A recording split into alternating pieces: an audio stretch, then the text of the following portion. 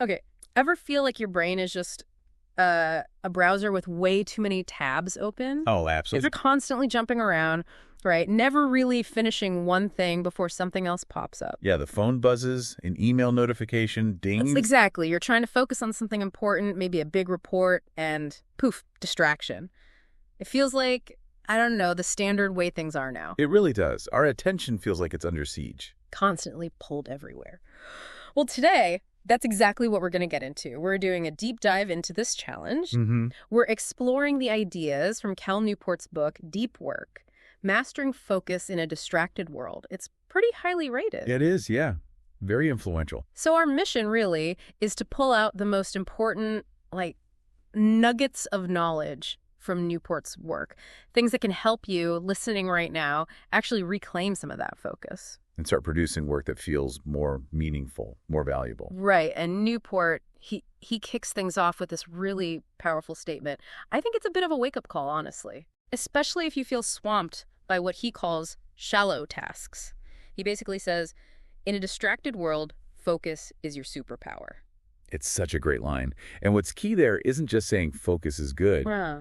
It's how he positions it as this skill, this non-negotiable thing that actually compounds, like interest. Compounds, how so? Well, the more you practice deep focus, the better you get at it, and the more complex the problems you can tackle, which leads to bigger rewards. It creates this like exponential advantage. Ah, I see. An advantage most people are maybe missing out on because they're stuck in the shallows. Precisely. They're busy, Yeah. but not necessarily advancing in the ways they could be. Okay, so that sets the stage perfectly.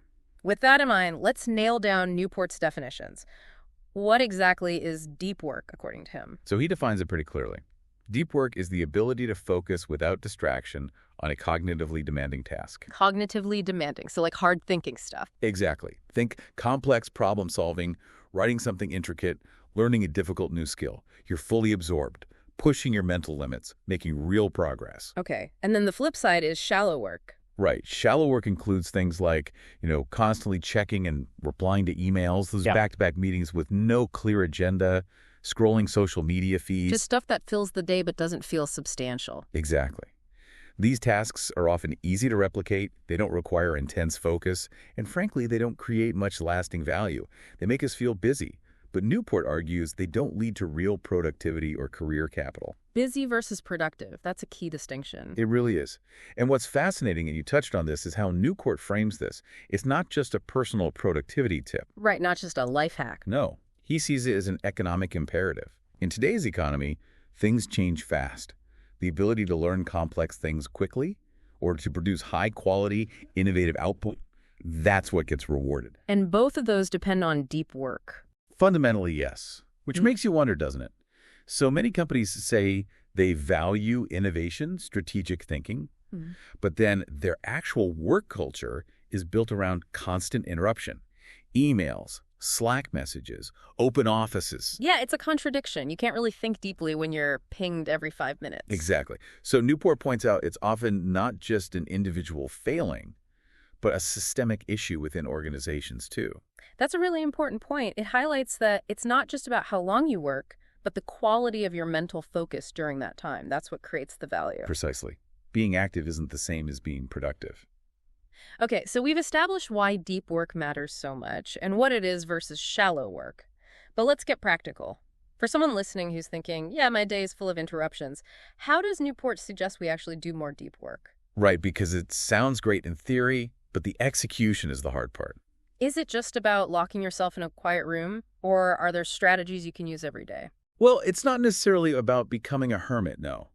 Newport's core message here is that deep work isn't some magical state you just fall into. Okay. It's a skill you have to train deliberately. He uses the analogy of training a muscle. Ah, like weightlifting for the brain. Kind of, yeah. If you never lift weights, you can't expect to suddenly deadlift a heavy amount. Our ability to focus deeply is similar. It doesn't come naturally in our default hyper-connected world. Not anymore, if it ever truly did easily. But the good news is, it is trainable. You can build that mental stamina. So how do you train it? What are the practical steps? He offers several strategies. One big one is being really intentional about minimizing distractions. That might mean radically limiting, or for some people, even quitting certain social media platforms. Ooh, that's a tough one for many. It is, but he argues it's often necessary to reclaim attentional control. Another key tactic is scheduling deep work, like you schedule important meetings. Putting blocks in your calendar. Exactly. Yeah. Blocking out specific times in advance and protecting that time fiercely.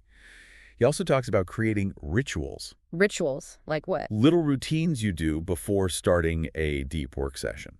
Could be getting a specific drink, clearing your desk, setting a timer. It's like a pre-flight checklist for your brain, Yeah. signaling it's time to focus. Interesting. So it creates a trigger. Precisely. And another, perhaps counterintuitive one, is embracing boredom. Embracing boredom. How does that help? By resisting the urge to immediately fill every spare moment with stimulation, like checking your phone while waiting in line, you strengthen your mind's ability to resist distraction when you need to focus. You build tolerance for not being constantly entertained. Okay, that makes sense. It's about being deliberate, being intentional about where your attention goes. That's the core of it. Deliberate practice for your focus muscle. It really sounds like it's less about just trying to do more stuff and much more about working smarter and with way more intention. Exactly. Smarter, deeper. Newport even makes the claim, I think, that just 1 hour of focused, deep work can often produce more actual value than an entire day spent flitting between shallow tasks. He does, and it sounds bold. But when you think about the output of truly focused effort versus distracted effort, it rings true, doesn't it? It really does. It forces you to ask, what am I prioritizing?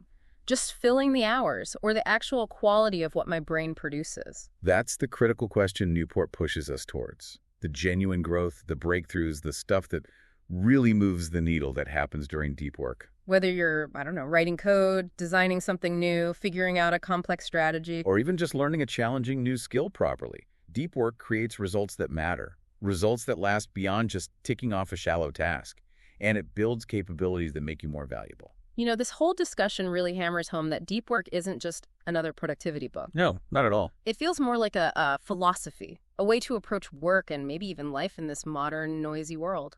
I agree. A philosophy for thriving, not just surviving, amidst the distractions. So if you're listening and you're serious about your goals, whatever they are, leveling up your career, creating something meaningful, maybe just feeling less scattered and more effective, Then these principles Newport lays out seem pretty essential. It's about consciously choosing depth over shallowness. cutting out the noise, committing to the work that truly counts. Newport says, depth is the new edge. That's a great way to put it. In a world overflowing with information and distraction, the ability to go deep gives you a distinct advantage. Right. Okay, so to wrap things up, here's a final thought for you to maybe chew on, something building on all this. Okay.